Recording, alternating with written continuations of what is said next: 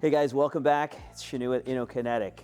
I realized it's been a while since I've created a video focused on the Drakan. So today's video is all about the Drakan. The Drakan is a car that we created, right? So today's video, I kind of want to talk about the car. I want to talk about, where we're at, where we've been with this whole project, and then frankly, where we're going to go. So I'm going to take the car out, do a little driving with it as well, and share with you, the details of where we're at with this entire project. So where do I start? Let's start with the car itself. What is the Drakan, right? What started this whole project? So as many of you guys know, when I started working on these Lotuses back in 2003 is actually when I really started Sector 111 to develop parts for the Lotus Elise and Exige. Well, I started going down this rabbit hole of lightweight cars. I bought an Ariel Atom in 2007. It was an Atom 2.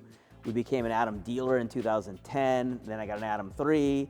Then we became the importer of the BAC Mono, if you're familiar with that car. That was 2011. And I had the first Mono in the country. We were building those cars from a bare chassis. So I was basically, experiencing all these really, really fun, lightweight sports cars, all of which were powered by four-cylinder engines. Well, some of my clients were asking for a bit more displacement. They're looking for a V8 or a V6. And so I started seeing that there was an opportunity for us to create a car that was both lightweight, but also powered by maybe a V8. There was a few things that were also happening where I thought, General Motors had this E-Rod motor, an LS3 V8, that was actually emissions compliant, at least for a brief moment. They were selling it as this E-Rod package. So anyhow, another colleague of mine had developed a chassis that he designed to fit with the LS3. So we struck a partnership up with them, Palatine Motorsport, to start developing our own car, our own boutique sports car. So that's kind of how the whole thing started over 10 years ago now, if I think about it. And we ended up developing this really cool car, 2,000 pounds, LS3 making 430 horsepower, 6-speed manual gearbox out of a Porsche 996, the 911, first of the water cooleds.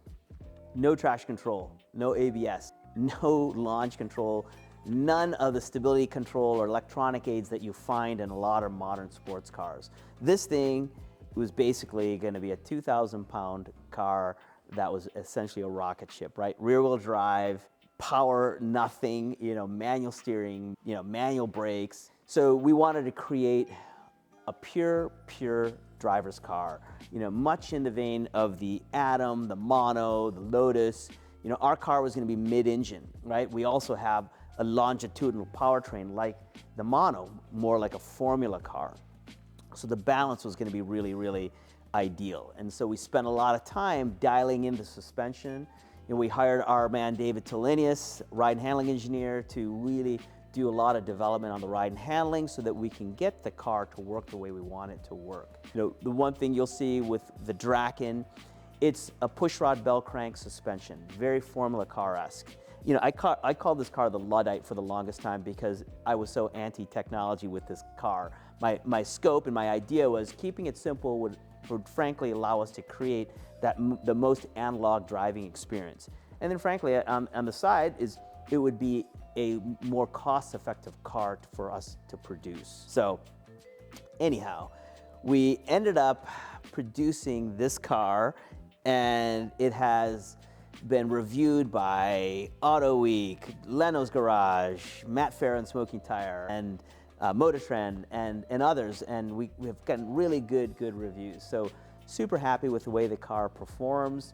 We did a lot of track day testing with the car. Motor Trend actually tested it 0 to 60 was 3 seconds, which nowadays is not as fast, but it's still fast. In an open car like this, 0 to 60 in 3 seconds feels like a rocket ship. So top speed, when you have an open wheel car like this, about 150-ish miles an hour, 155. We also developed aerodynamics for the car, so front and rear wings, which we tested on track. It actually works and delivers real downforce. Truth of the matter is, with an open wheel car, you end up having something that is more aero limited because of the drag the open wheels frankly create. But anyhow, the real joy of driving this car is frankly in more moderate and more reasonable speeds, where you really get to enjoy the whole analog experience. So having said all that, let's take this thing for a drive and let's go see what this sounds like and feels like. Okay guys, so I'm gonna just walk you through the whole starting sequence on the Drakan. Pretty simple car. We have the master kill switch over here. Turn that on, ignition on. Then the dash comes alive, and then we just have a push to start. Just make sure the car is in neutral. I've got it clutched in anyways. Fires up. So the car is very, very simple. 6 forward speeds, 1 reverse. Again, it's a Porsche 911 gearbox. These are your turn signals. They're manual, so they are not self-canceling. In other words, you gotta shut them off yourself. The horn is actually this one here. We've got headlights, we've got emergency flasher, windshield wiper, and fluids. And then we've also actually got an auxiliary that allows you to wire in something else, seat heaters, or God knows whatever else you might be interested in putting in the car.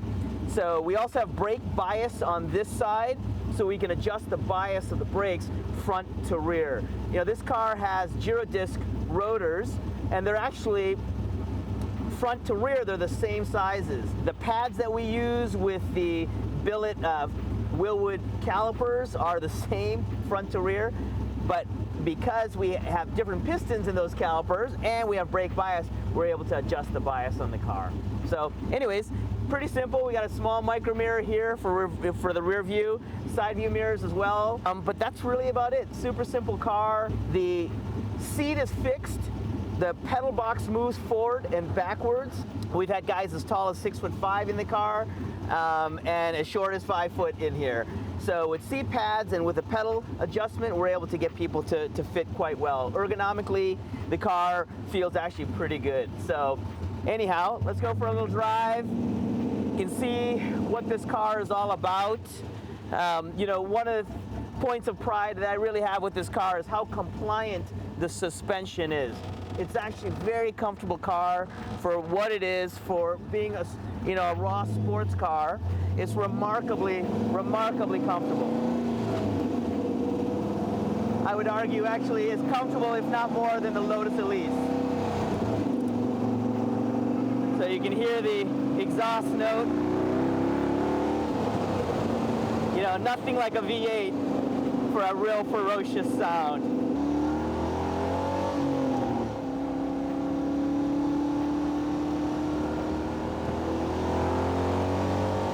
Car is so much fun to drive, very much a flat handling car with a geometry that was designed to really make the car responsive and be fun to drive.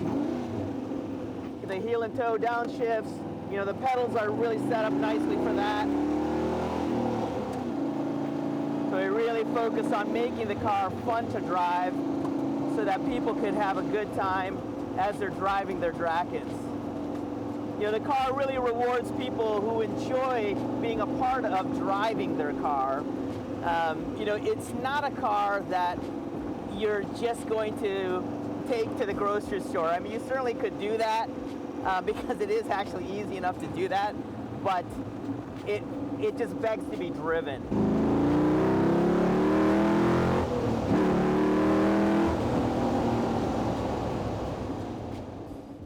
The car is very straightforward, no power steering, so it takes a little bit of muscle, when you're driving the car around a parking lot, but once you're up to any sort of driving speed, the steering is very, very easy and very responsive.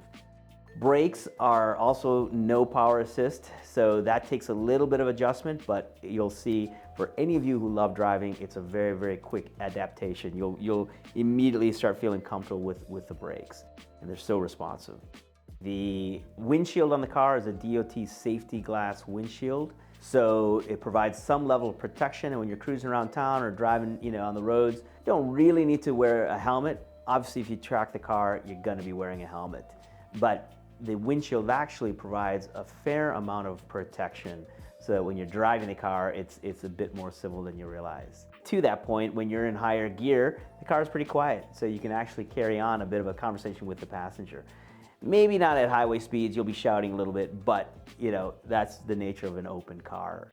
So guys, so where are we now with the Drakan project? So, you know, we really spent a fair amount of time getting ourselves, you know, reestablished. We had to hit the pause button before COVID, as we mentioned, right? But during COVID, what I did is I went back and negotiated with Palatov, and we acquired all the IP for the chassis and suspension on the car. So now we have the full rights to produce this car without restriction. So we went ahead, finished cars 8 and 9. We had finished cars 7 when we hit the pause button, so 8 and 9 were still to be completed. So we finished those 2 cars in these last couple of years. In fact, car 9 got delivered to a client in Florida. But the real challenge there was getting the supply chain moving so that we can source all the parts that we needed.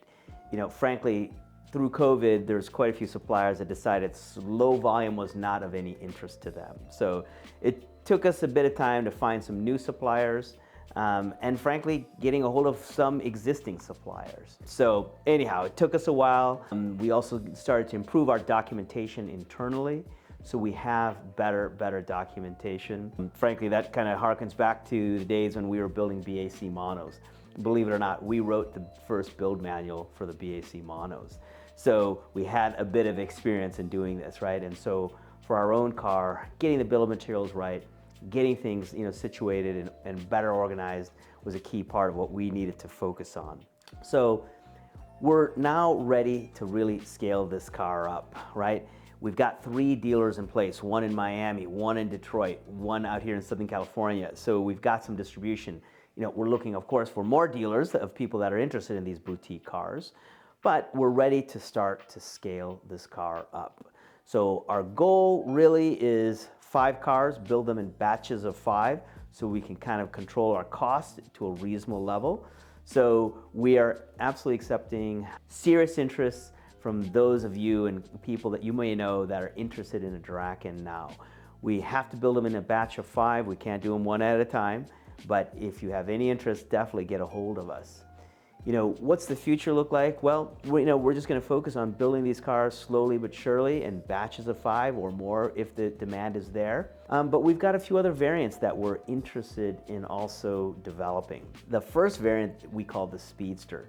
This is a car that essentially will be a Drakan Spyder that has been, you know, lightened. So we're looking to pull 200 pounds out of that car, right? Bump the power to 500 horsepower and also put a sequential paddle shift gearbox, which is something we started doing the development on with car 7. So we'd like to get that fully commercialized.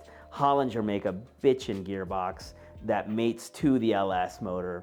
And so our thought is create a car that has a ton of carbon in it, to get the car lighter, possibly even go with a slightly lighter chassis as well. We got some ideas on how we can do that. And frankly, you know, develop a 1,800 pound Drakan Speedster with a even more cut down windshield that makes 500 horsepower and paddle shift sequential.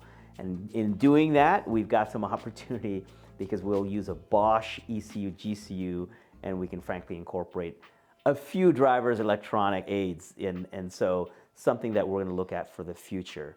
What are some other variants? Well, possibly a rally-style version with a bit more ground clearance and suspension travel, maybe even an EV version.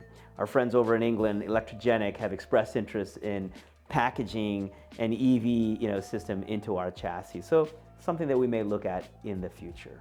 So anyhow, love to hear your comments. Hope you enjoy this. Give us a call if you have any questions. Thanks for watching, guys.